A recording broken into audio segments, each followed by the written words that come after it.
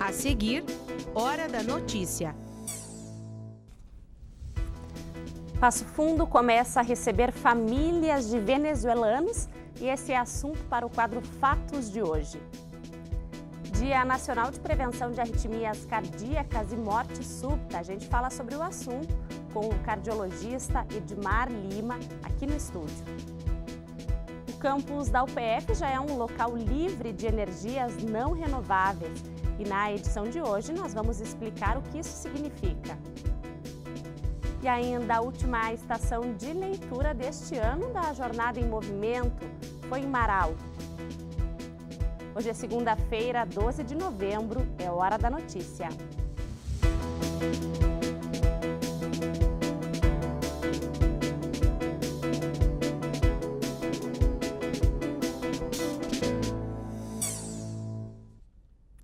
Um ambiente livre de energias não renováveis. Assim, é o Campus 1 aqui da UPF desde o final do mês passado. Isso porque a universidade adotou um sistema de energia elétrica de fontes incentivadas. Entenda o que isso significa. A gente sabe que o ar-condicionado é o grande vilão das contas de energia elétrica. Como os dias estão mais quentes, é comum ver eles funcionando a toda por aí. Agora imagine um desses em cada setor de uma grande instituição. Qual vai ser o impacto econômico e ambiental disso? A decisão da UPF foi buscar por novas fontes de energia renovável. Isso porque só o Campus 1 já usa mais energia do que várias cidades da região. A saída foi aderir a um sistema de ambiente livre de energia.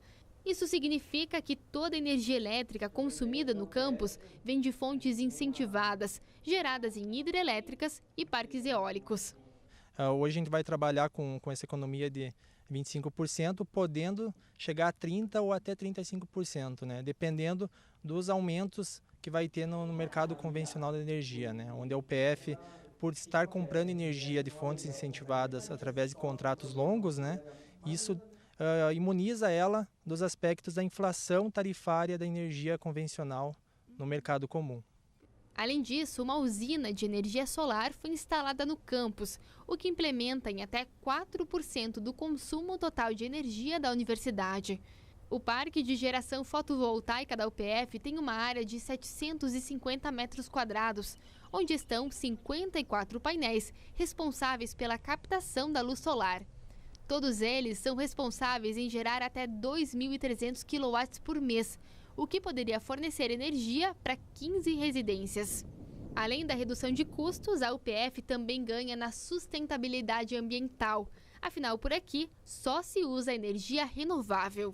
Visto que são 3 fontes de energias autossustentáveis e renováveis, são fontes de energias que não geram resíduos, de baixíssimo impacto ambiental, e é por esses rumos que nós temos que passar a conviver, adotar, usufruir. Uma campanha da Sociedade Brasileira de Arritmias Cardíacas quer esclarecer a população sobre os fatores de risco e prevenção das arritmias e da morte súbita. E sobre esse assunto, a gente recebe hoje o cardiologista Edmar Lima. Seja muito bem-vindo ao PFTV. Muito obrigado, Kelly.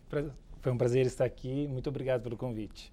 Doutor, quais são os fatores de risco que podem, então, causar as arritmias cardíacas? Qualquer pessoa pode ter arritmia cardíaca, mas o objetivo dessa campanha, principalmente, é mostrar aquelas de maior risco.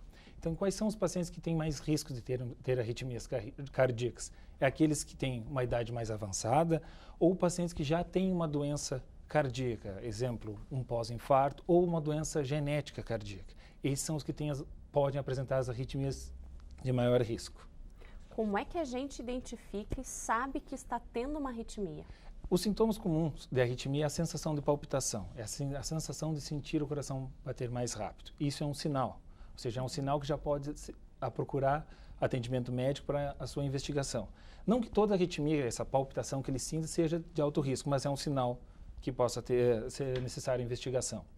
Alguns outros sinais que são muito importantes como sintomas é a chamada síncope, que é o desmaio. Pacientes que apresentam um desmaio súbito, muitas vezes com até trauma em face ou alguma outra lesão, é um sinal que possa ter alguma arritmia grave. E claro, pacientes com mais idade, que já têm outras doenças, esses são mais suscetíveis. Então merecem ter o acompanhamento médico e a investigação e a prevenção dessas arritmias mais graves. Doutor, essa palpitação seria quando você está num momento, por exemplo, sentado, num momento de descanso, por exemplo, e o coração dispara. Essa, geralmente em repouso, em descanso, é muito comum nas benignas, que são mais comum em mulheres jovens, que têm um início e término súbito, palpitação. Não tem repercussões hemodinâmicas, ou seja, o paciente não fica instável. Mas tem aquelas que são de maior risco, pode não ter sintomas nenhum. O paciente está fazendo sua atividade e simplesmente desmaiar e nem sentir a palpitação. Ele desmaia e ter a morte súbita, que é isso que a gente está tentando passar a informação.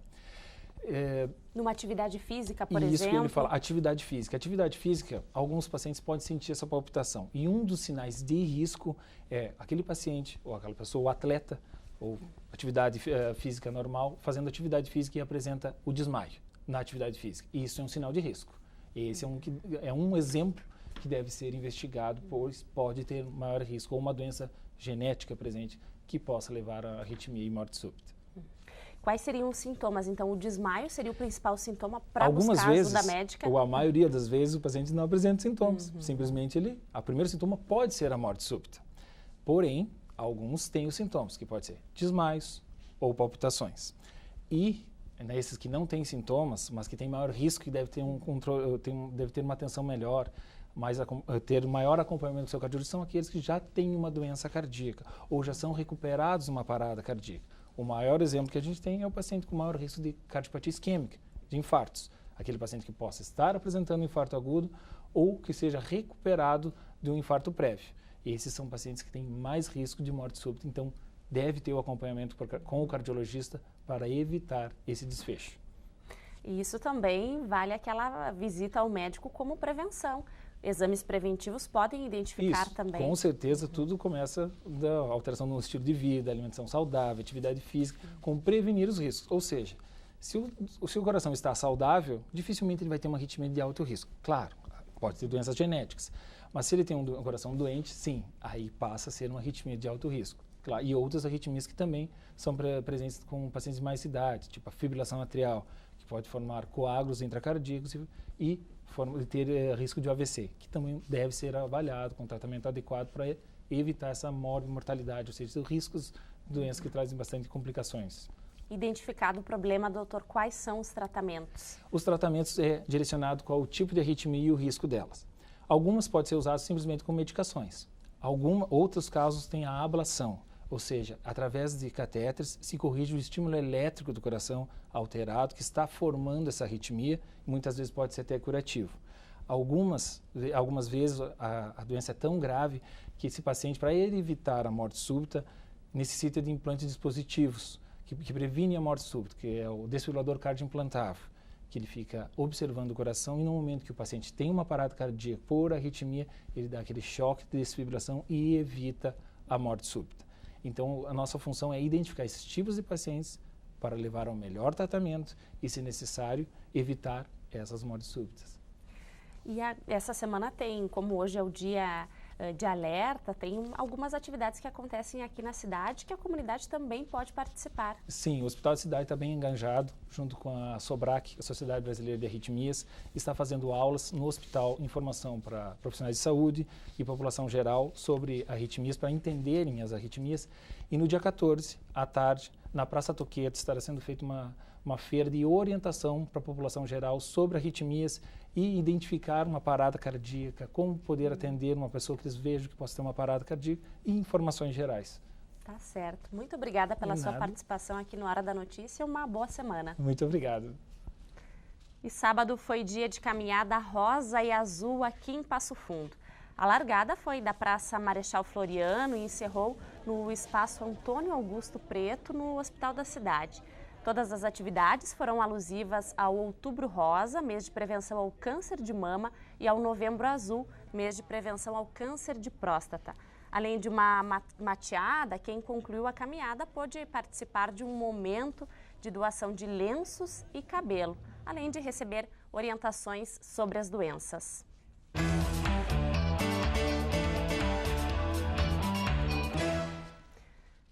Passo Fundo recebeu imigrantes venezuelanos e a gente vai saber mais com a jornalista Zumara Colucci no quadro Fatos. Zumara. Pois é, Kelly, Passo Fundo já está acolhendo imigrantes venezuelanos. Uma família de 6 pessoas foi instalada no município há poucos dias graças a uma ação humanitária desencadeada nacionalmente pela Igreja Jesus Cristo dos Santos dos Últimos Dias. O grupo religioso mobilizou unidades em todo o país para realizar esse trabalho. Passo Fundo deverá receber esta semana outra família de 5 pessoas. Uma ação interna dos membros da igreja viabiliza a moradia, alimentação e busca emprego para os adultos. Outras 2 famílias também estão sendo acolhidas em Carazinho. Conversei agora pela manhã com um dos organizadores deste movimento aqui em Passo Fundo, o bispo Rafael Ceruti, da ala planaltina, e ele me informou que, por enquanto, a igreja a qual pertence vai ajudar estas 2 famílias no município e que, posteriormente, será avaliada a capacidade que o grupo tem para ajudar outros imigrantes. A igreja tem parceiros em Boa Vista, no estado de Roraima, por onde os venezuelanos estão entrando no Brasil, fugindo da pior e maior crise já vivida pela Venezuela.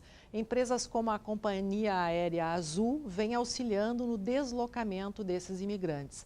A principal tarefa agora será conseguir emprego para a família que já está fixada aqui e para a próxima que vai chegar. Passo Fundo e Carazinho se somam a outra cidade na região, Chapada, que foi a primeira a receber os imigrantes há cerca de um mês. Lá foram 50 pessoas, todas abrigadas em uma escola adaptada pelo município. Os adultos já estão trabalhando e as crianças estão sendo adaptadas nas escolas locais. O último levantamento feito pelo governo federal demonstra que quase 130 mil venezuelanos ingressaram no Brasil entre 2017 e 2018. Obrigada pelas informações, Zumara, e até amanhã. Até amanhã.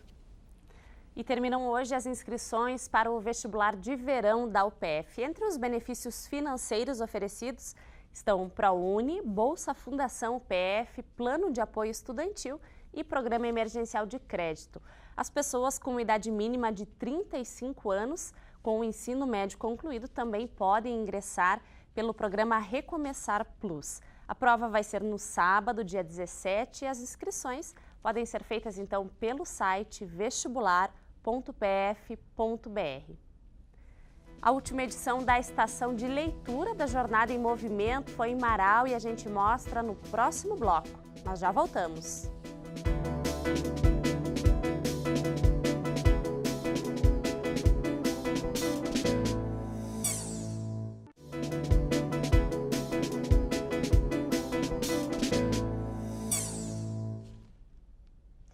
Você sabe o que é uma cidade inteligente?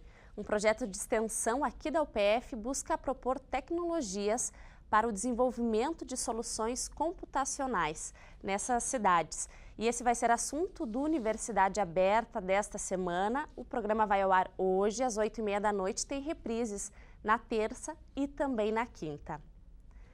A segunda-feira começou com tempo nublado e deve ter chuva até a metade da semana aqui na região.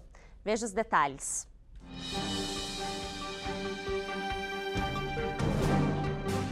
A previsão do tempo para esta terça-feira em Passo Fundo e região é de céu encoberto com muitas nuvens. As temperaturas ficam entre 20 e 34 graus. A quarta deve ser de chuva e as temperaturas ficam entre 20 e 28 graus.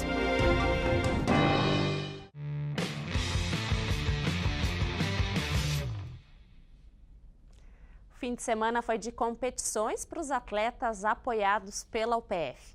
A karateca Manuela Espessato foi campeã em kata equipe e kumite equipe e vice-campeã em fukugo do Campeonato Pan-Americano de Karatê do Tradicional em Curitiba.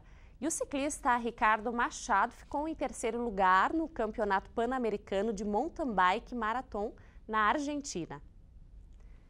Diferentes trabalhos a partir dos princípios da economia solidária estiveram em exposição neste final de semana em Passo Fundo.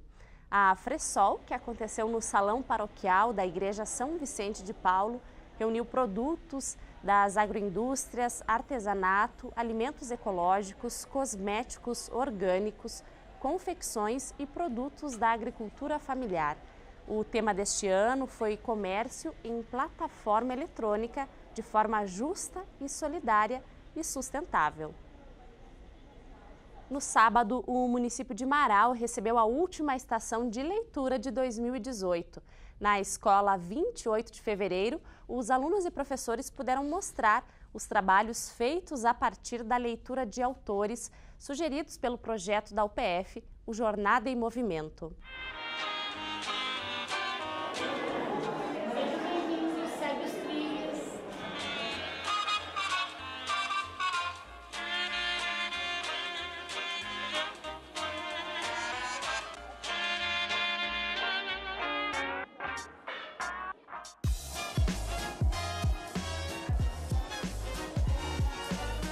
Por ali, o destino dos trilhos não era um só. Quem seguia o caminho era convidado a conhecer 1000 mundos diferentes, enormes e infinitos, mas que cabiam dentro de uma sala de aula. Foi assim o encerramento do projeto Jornada em Movimento de 2018. A Escola Municipal 28 de Fevereiro de Marau mostrou os trabalhos feitos pelos seus alunos e também tantos outros trazidos das escolas da região. Eles leram os livros dos autores, cada escola está fazendo a sua apresentação nas salas, né? Isso tudo é muito bonito porque mostra o quanto as crianças, os adolescentes e os professores estão envolvidos nesse processo de leitura e fazendo essa jornada em movimento de uma forma direta, né? Fazendo com que todas as escolas do município de Marau possam participar. A gente teve que começar uma caminhada pensando em como a gente poderia mudar o gosto e desenvolver melhor o gosto pela leitura dos nossos alunos. Porque me parece que para eles poder fazer esse trabalho, eles precisam gostar. E para gostar de ler, nós precisamos desenvolver várias formas diferentes para que eles desenvolvessem esse gosto. O trabalho, que durou semanas, reuniu todas as disciplinas na construção das salas temáticas. Nessa aqui, o tempo foi o protagonista. Bem, a gente fez essa sala baseada no livro O Príncipe Gato e a Ampulheta do Tempo. Daí essa sala mostra o tempo inteiro que o tempo está passando. Como pode ver nos reloginhos, tem frases falando sobre o tempo.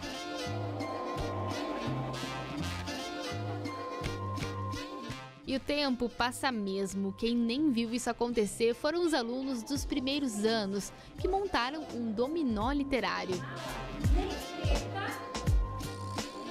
Karen, me conta, o que você achou da brincadeira? Eu achei legal. Por quê? Porque a gente desenhou muito quando a gente foi fazer. É difícil resumir tudo o que tinha na escola. Tinha árvore mágica, declamação de poesia, uma sala misteriosa e até um lugar para mandar embora tudo aquilo que a gente não quer na nossa vida. Professor, o que vocês estão queimando aqui? A gente está queimando tudo que há de ruim, tudo que há de peso, tudo que há de sentimentos que não fazem bem para nós. Essa é uma forma da gente descarregar tudo isso da nossa vida, ficar mais leve, ficar mais limpo. A leitura fez diferença aqui na comunidade da Escola 28 de Fevereiro de Marau. E olha só isso aqui, que legal. É uma parede feita com o personagem do livro O Príncipe Gato, feita toda de várias obras literárias. Essa é uma perspectiva de escola que se transforma a partir da Jornada em Movimento. Cada um dos alunos se comprometeu e assumiu junto. E a biblioteca nossa, a retirada de livros, a participação da leitura intensificou. E nenhum deles se recusou a fazer, porque a gente transformou essa leitura em atividades diferenciadas, desde um quebra-cabeça até a matemática, sendo utilizada como processo de leitura. Todas as disciplinas se envolveram, então todo mundo fazendo junto, os alunos perceberam que nós também, os professores também gostaram e começaram a fazer esse trabalho, então cada um fez a sua parte. A escola, a arte, a leitura, tudo isso pode mudar a vida de uma pessoa. É a Jornada em Movimento, mais uma vez, transformando o caminho de quem sempre pode sonhar mais alto.